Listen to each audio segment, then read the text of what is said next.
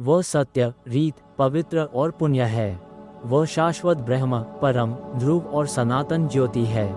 मनीषी जिसके दिव्य कर्मों का वर्णन करते हैं, जिससे सत, असत और सत प्रवर्तित होते हैं। संतति, प्रवृत्ति, जन्म, मृत्यु और पुनर्जन्म, अध्यात्म और पंचभूतों के गुण, अव्यक्त आदि से परे जो कुछ भी है वह वही है।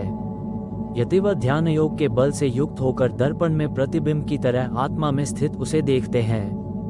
श्रद्धावान, सदैव उद्यत और सत्य धर्मपरायण मनुष्य इस अध्याय का सेवन करके पाप से मुक्त हो जाता है। भारत के इस अनुक्रमणिका अध्याय को आरंभ से ही आस्तिक होकर निरंतर सुनने वाला कठिनाइयों में नहीं डूबता।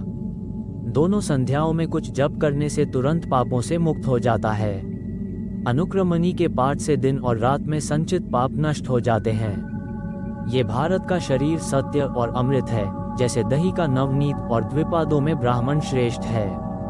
जलाशयों में समुद्र श्रेष्ठ है और चौपायों में गाय श्रेष्ठ है। जैसे ये श्रेष्ठ हैं, वैसे ही भारत कहा जाता है। जो श्राद्ध में ब्राह्मणों को इसका एक पाद भी सुनाता है, उसके पितरों को अक्षय अन्न और जल प्राप्त होता है। इतिहास और पुराणों से वेद का विस्तार करना चाहिए, क्योंकि वेद अल्पज्ञानी से डरता है कि यह मुझे नष्ट कर देगा। इस कृष्ण वेद को जानकर सुनाने वाला अर्थ प्राप्त करता है और भ्रूण हत्या जैसे पाप से भी निस्संदेह मुक्त हो जाता है। जो पवित्र होकर इस अध्याय को पर्वों में पढ़ता है, उसे संपूर्ण भारत पढ़ने का फल मिलता है, ऐसा मेरा मत है। जो इस आर्ष अध्याय को नित्य श्रद्धा से सुनता है, वह मनुष्य दीर्घ आयु, कीर्ति और स्वर्गति प्राप्त करता है।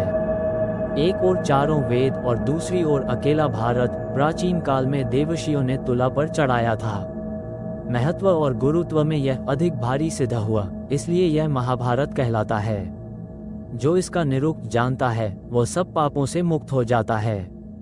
तपस्या कलंक नहीं है, अध्ययन कलंक नहीं है, स्वाभाविक वैदिक विधि कलंक नहीं है, जबरदस्ती धन हरण करना कलंक नहीं है, परंतु वे ही भावों से दूषित होने पर कलंक हैं।